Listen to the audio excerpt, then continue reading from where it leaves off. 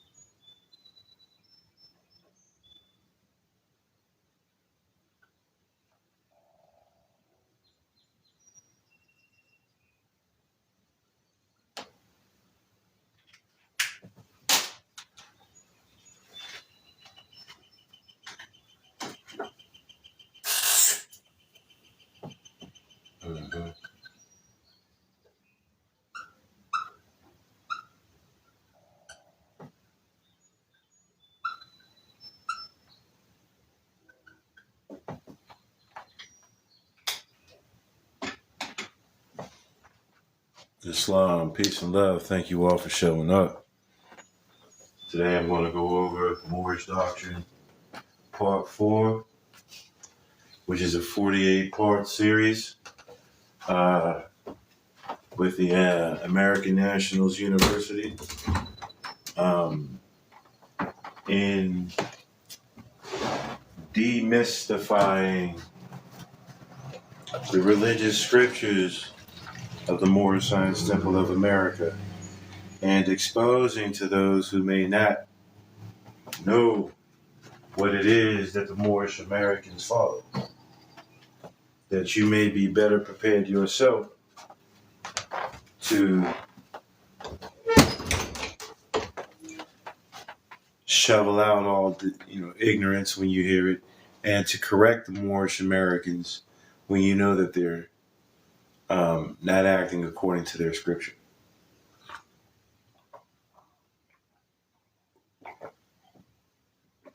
All right.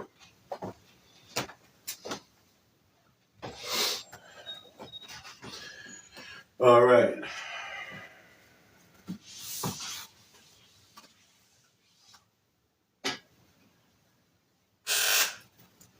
I am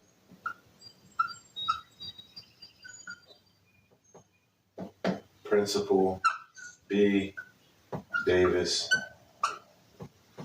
Ellie for A and University. All right.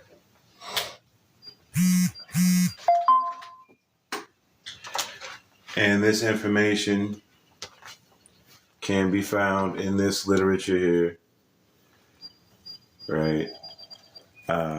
Thank you all for coming in. This literature is the redemption manual given to the Moorish Americans in the early to late 20s, 1920s. Okay. Just keep hearing noises everywhere.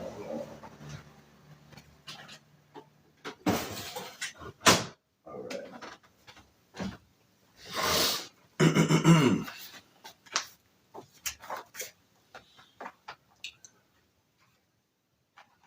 And this literature can be found on the website, downloaded, and for a service, we can actually compile it for you, along with some of our other literature. All right. Chapter 4, Death and Burial of Elizabeth, Matino's Lessons, the Ministry of Death. Death is debt. Keep that in mind. When John was 12, so there goes this number 12. Jesus did some stuff when he was 12 too, right? When John was 12 years old, his mother died. And neighbors laid her body in a tomb among her kindred in the Hebron burying ground and near to Zachariah's tomb. And John was deeply grieved. He wept. Jesus wept too in the Bible. He wept. Matheno said, "It is not well to weep because of death. Death is no enemy of man. It is a friend who, when the work of life is done, just cuts the cord that binds the human boat to earth, that it may sail on smoother seas."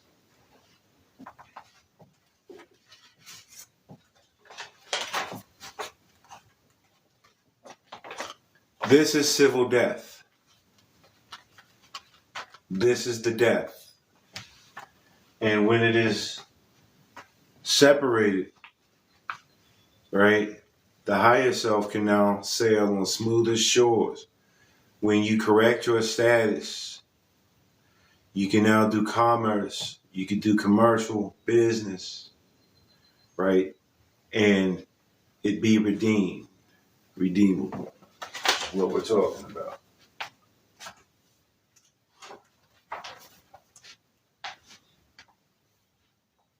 No language can describe a mother's worth, and yours was tried and true. But she was not called hence until her tasks were done. The calls of death are always, always for the best. For we are solving problems there as well as here. And one is sure to find himself where he can solve his problems best. It is selfishness that makes one wish to call again to earth departed souls. Then let your mother rest in peace. Just let her noble life of strength and inspiration unto you. Just let her noble life be strength and inspiration unto you. A crisis in your life has come, and you must have a clear conception of the work that you are called to do. He's about to process his mother's life insurance policy. The sages of the ages call you harbinger, forerunner. The prophets look to you and say, he is Elijah or Elijah, come again. Your mission is that of the harbinger. For you will go before the Messiah's face to pave his way and make the people ready to receive their king. So I'm going to stop right there, and I'm going to draw to your attention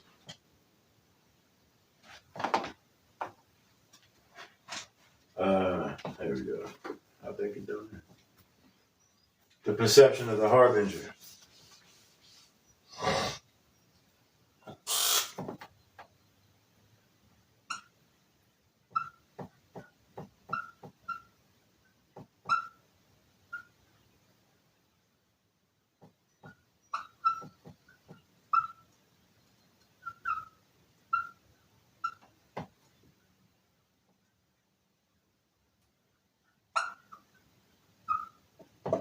A harbinger is one who prepares the way, right? We could say that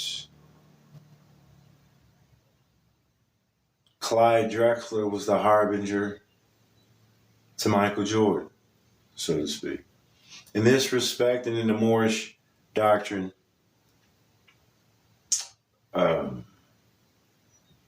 Marcus Garvey plays the role of John the Baptist. Marcus Garvey plays the role of harbinger. And so we are to look at Marcus Garvey's movement. We're supposed to look at Marcus Garvey's movement as a precursor to the Moorish Divine, the national movement. So, quickly, briefly, what did Marcus Garvey bring to prepare the way?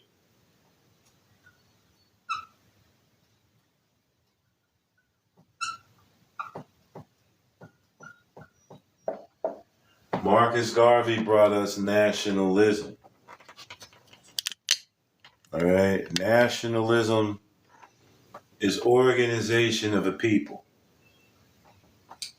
Now, he brought the people who called themselves Negroes into union and showed them that they could do their own business, that they were not slaves commercially to any other nation if they didn't choose to be.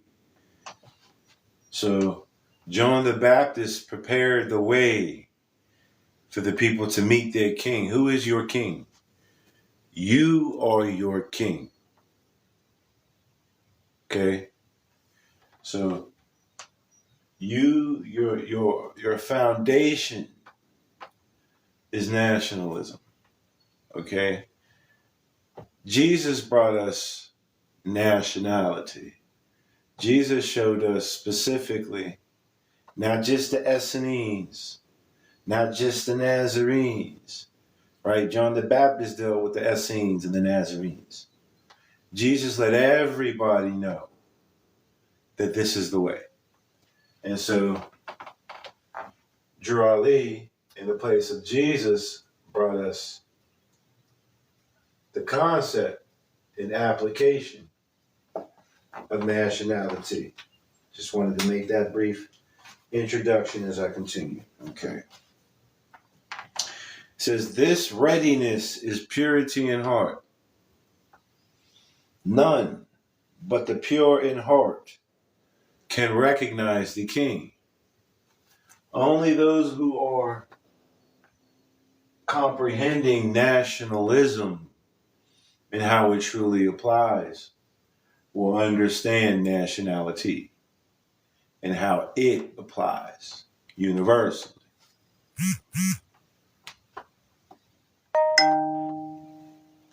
To teach men to be pure in heart, you must first be pure in heart and word and deed. I'm pure in heart. I'm pure in heart and word and deed. This is my deed, the thing I've done. Full disclosure, free of debt, free of debts. This is what it's talking about. In order to be pure in heart, to teach this, you yourself have to have walked the way. Okay. In infancy, the vow for you was made, and you became a Nazarite. The razor shall not touch your face nor head, and you shall not taste the wine nor fiery drinks. This is just acts of refinement. Men the minds, need a pattern for their lives. They love to follow, not lead. And this is the issue we're having, is that we have so many followers and teachers who are creating more followers rather than teachers creating more teachers, because the followers desire to be leaders themselves. You must be your God self. You must be your leader. If you are not your leader, someone else will be your leader. Absolutely.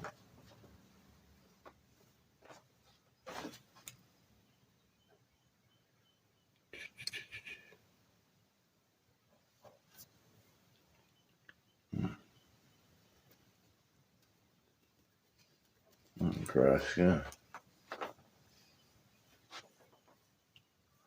Why don't you come on up? Why don't you come on up, big old Mick?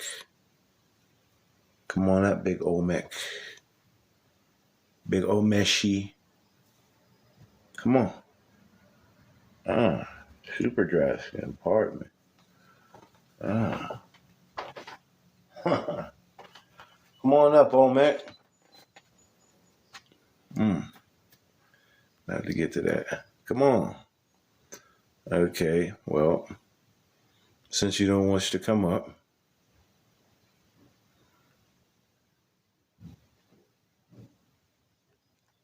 we'll just cut you off. No problem. All right, pardon me.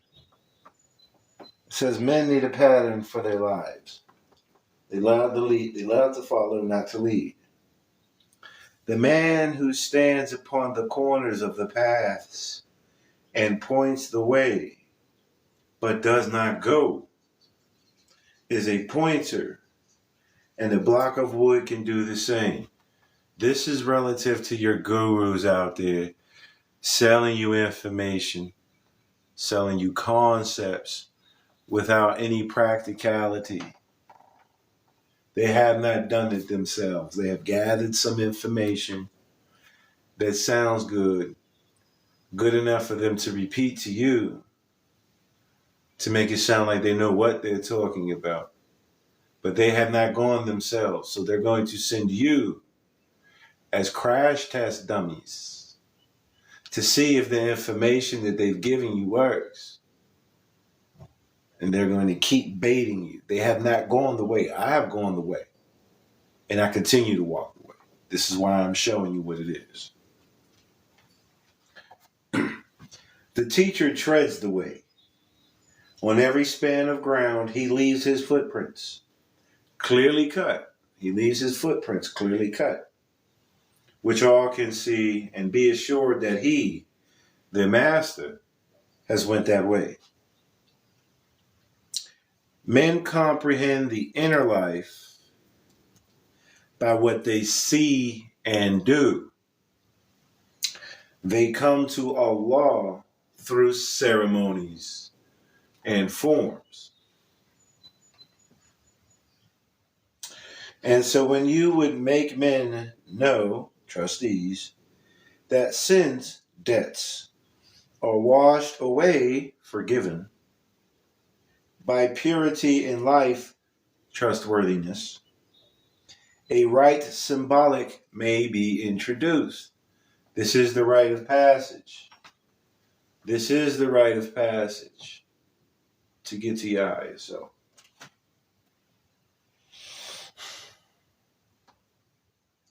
in water, wash the bodies of the people. This means to commercialize the nations.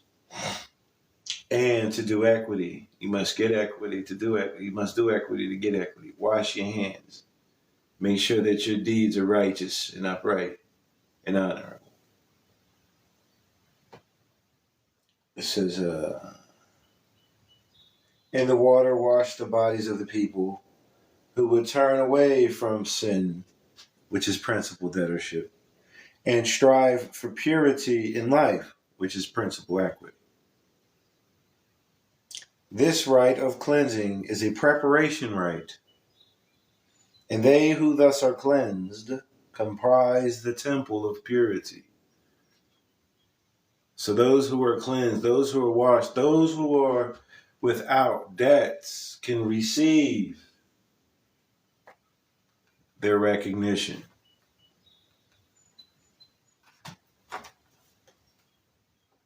And you shall say, you men of Israel, hear, reform, and wash.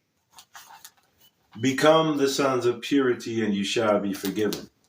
So this is us acting in our God capacities, going back to those who are in government and telling them, now that we know what it is, that you can repent. Now that we know, you can repent and you can sit amongst us, but you cannot be in these offices because you've done the people wrong. Or you can get run the fuck over because we're coming home. The roosters come home to nest. The people are arising. The people are going to take these positions one way or another. It's coming. It has to happen.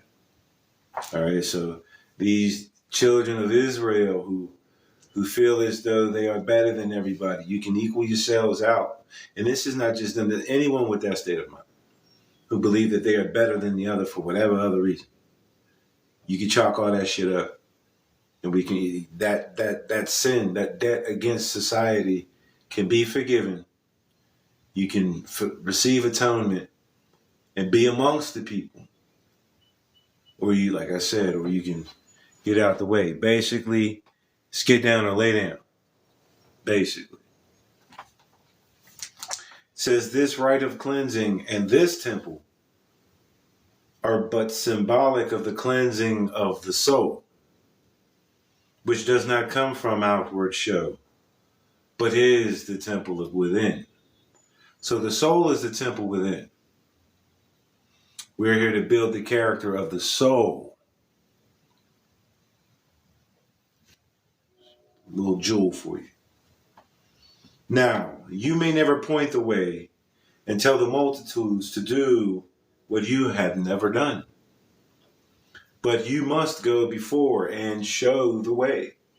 Can't teach me about nothing you ain't did yourself. Can't teach me. I can't teach you about anything I haven't done. I'm teaching you what I know. And John said, excuse me, says you are to teach that men must wash. This is equity. This is baptism. This is ablution. The outer acts reflect the inner acts. So within, you're making sure that your deeds are right. You are not soiled or dirtied, or the commercial waters are not murky. Okay. It says you were to teach men that men must wash. So you must lead the way. Your body must be washed, symbolic of the cleansing of the soul. This is where the Muslims get the ghusl and the wudu, which is the spiritual ablution. The rinsing is basically the baptism of water. Water is the word. They are covering themselves with the pure word, the claim. John said, why need I wait? May I not go at once and wash? Matheno said, 'tis well. And then they went down to the Jordan ford and east of Jericho. So they're telling you, that's the right side of the brain, where the host of Israel crossed when first they entered Canaan, or Canaan. They tarried for a time. And Matheno taught the harbinger, and he explained to him the inner meaning of the cleansing rites, and how to wash himself, and how to wash the multitude.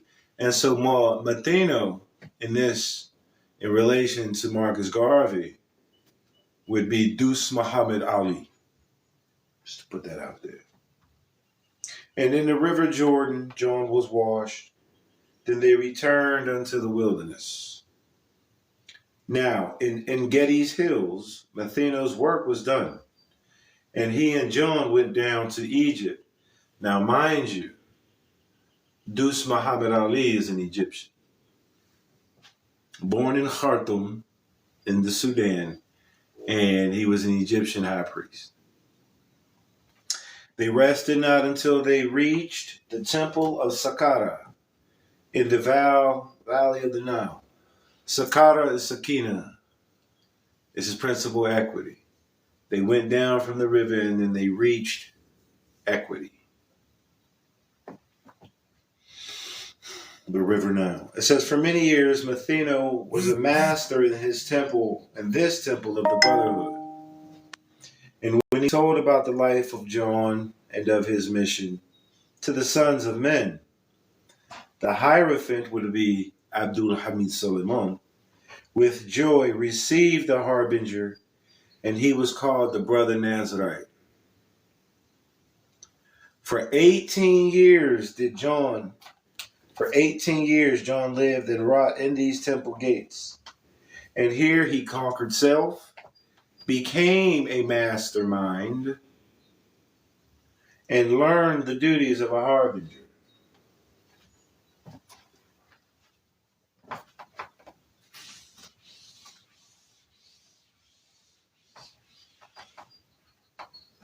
For the Moorish Americans,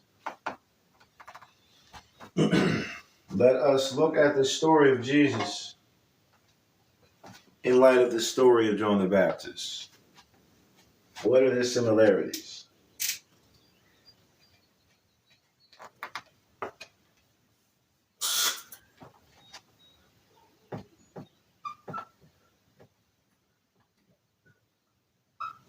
Both were 12 when their mission, when they had to learn, when they were sent off to learn.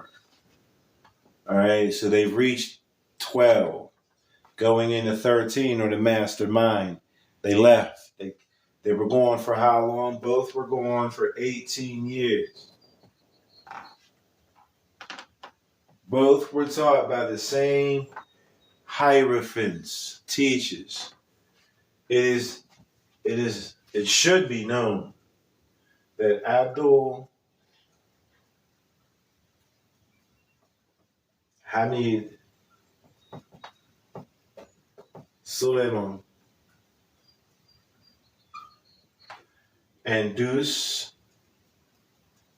Muhammad Ali taught Drew Ali as well as Marcus Garvey. So since these two received the same teachings, it would only make sense that Drew Ali recognized John the Baptist as his fraternal brother.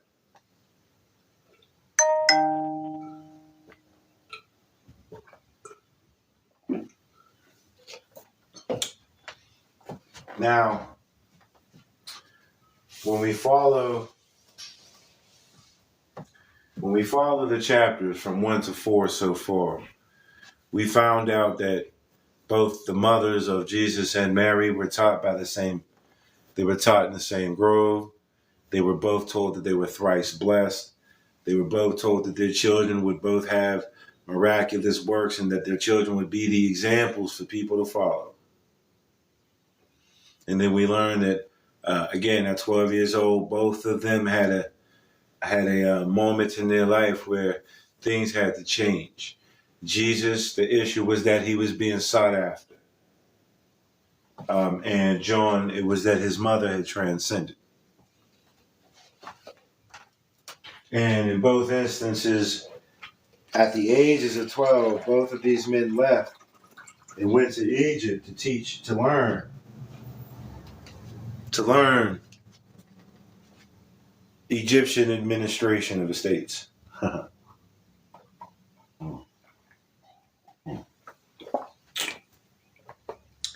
So whatever Marcus Garvey brought to the people, it was the foundation upon which Drew Ali came and built his the empire, right?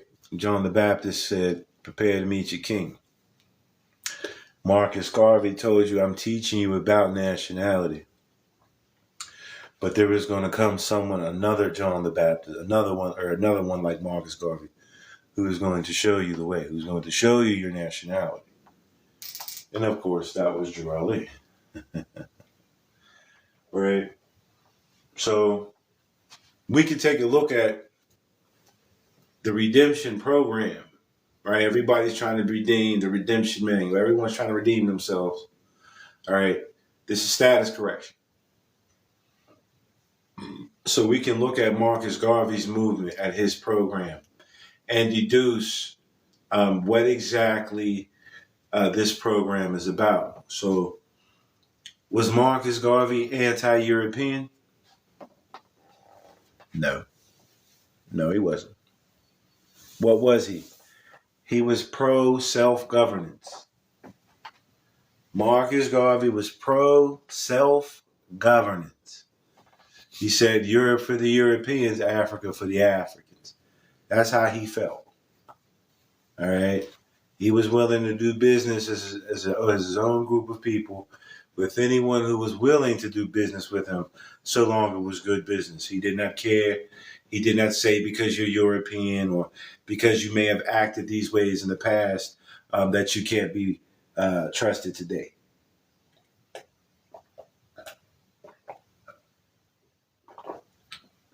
Marcus Garvey was a Muslim. Did he speak about it? No. But can you tell? Yes, you can tell in the life that he lived, and even in his organization where his members were required to wear the fez.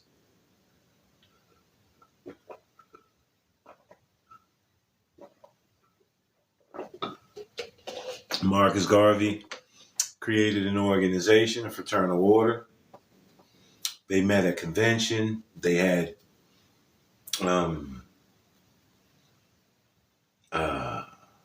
parades. They had businesses for the people. They had a newspaper. And they had outposts. They had posts in outlying areas, you know. Again, he was attempting to do business even with the peoples of Africa, right? He was doing international business. And so then here comes Ger Ali. Bless up, bless up. And so here comes Ger Ali, and he's showing you the same thing. Hey, we ain't got to be enemies. We ain't got to be them to be around them. We can be ourselves. We can be our creditors like they are their creditors. And we can meet on the level. You do your business, we do our business. We ain't got to talk. If you feel that way, we ain't got to talk. You know, but we're not going to disrespect each other. Right? So, there are Moorish Americans who are out there teaching division, separation, acting in such manner as would suggest and even authorize Jim Crowism, right, with their divisive behavior and personalities, and the blaming of others for their conditions rather than blaming of themselves for not knowing how to do business, etc. Right?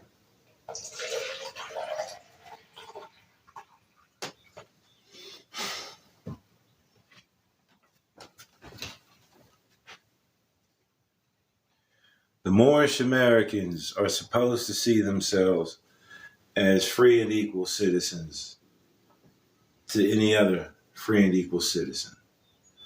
We're not out here, our foundation, our movement is not one to place ourselves above anyone. The movement statement says for the uplifting of fallen humanity. And if we're uplifting all of humanity, then we must be uplifting them to the same status. I mean, it makes sense to me. I would hope it makes sense to you. I would hope it makes sense to you. So, recap. Purity, those who are pure in heart they will be known by their works and their deeds. In order for someone to truly show the way, they must be tried and true. They must have gone the way. They cannot be pointers. They cannot be these gurus out here talking about this package, that package. Yeah, if you want to get your status correction, you know what I'm saying, 3, 4, 5 stars. You know what I'm saying? Just,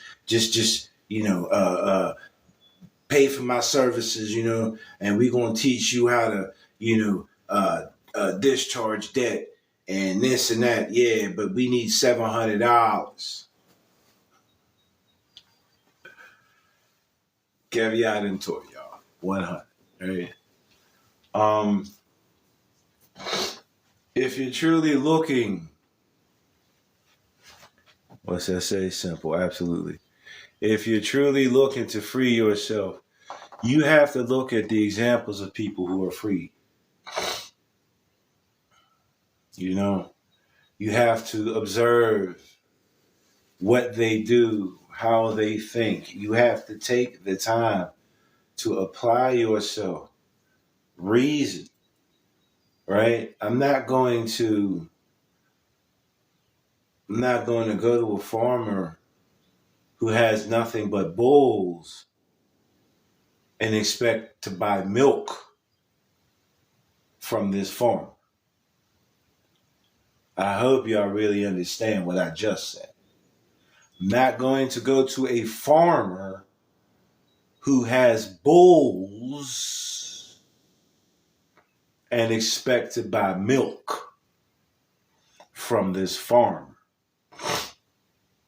There is no milk. It looks like milk. I promise you it ain't the milk you want to ingest. So we call this in business the caveat. Buyer beware. Full disclosure. Full disclosure. You must know what you're coming to look for before you get there. The only way you can know what you're looking for before you get there is you have seen it before. Maybe in passing. You recognize that what you're looking for, there's an understanding that is held within what you just looked at. All these people are telling you about status correction. None of them are telling you this way. None of them are telling you this way. They're telling you to do this, to do that, to do this, to do that. While you sit there and pay out, their pockets get fat. Their pockets get nice and fat. They tell you things like, I'm going to teach you how to not use Federal Reserve notes. I'm going to tell you how to get your credits. I'm going to tell you how the U.S. currency is no good. But they're going to do all of this.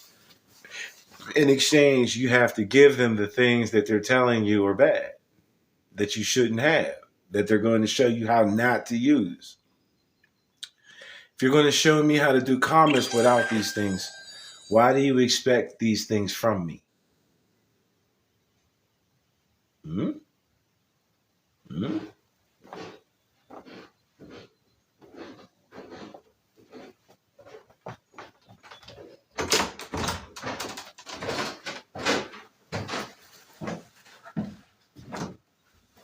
Thank you.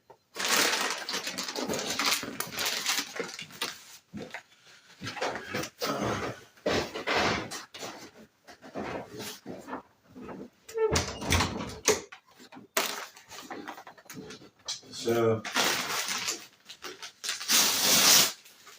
again, people,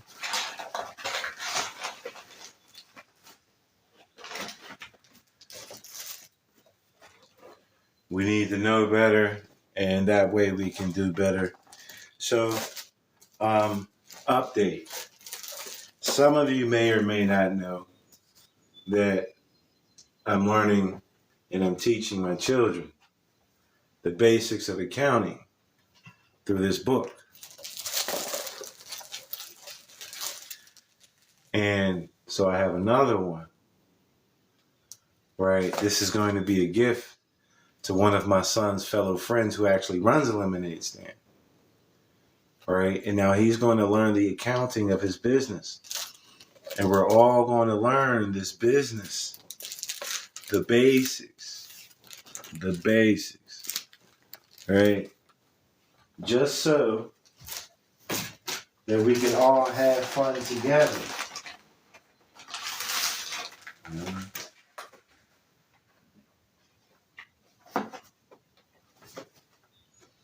I highly recommend that book for children and adults. Let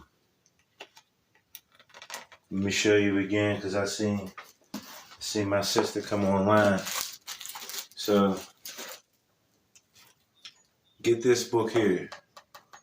This book is going to help you with the foundation of status correction.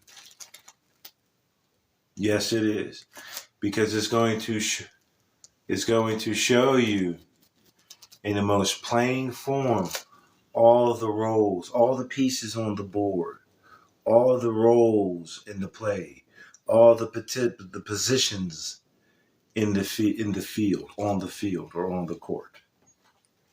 All right, definitely get that book. Now we can take this moment. I can open up the floor. If anyone has any questions, comments, or respectful concerns, if you have live access, bring yourself on up. And if not, leave your question in the room.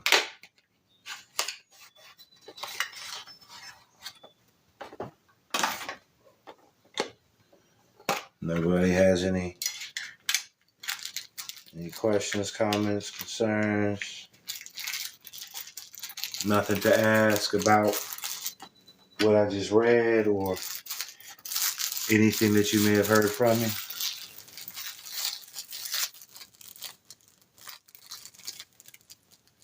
I like that. No? Okay. Well, then, that's how it works. Appreciate you all for coming in. I hope this has been helpful. You all take care. By the way, for those of you who missed it, due to whatever faulty communications that were going on yesterday, I was unable to post yesterday's lesson. But it has been posted today, and it is on the YouTube channel, link in bio. I am your brother man, come to show you the way to your God self. Peace and love.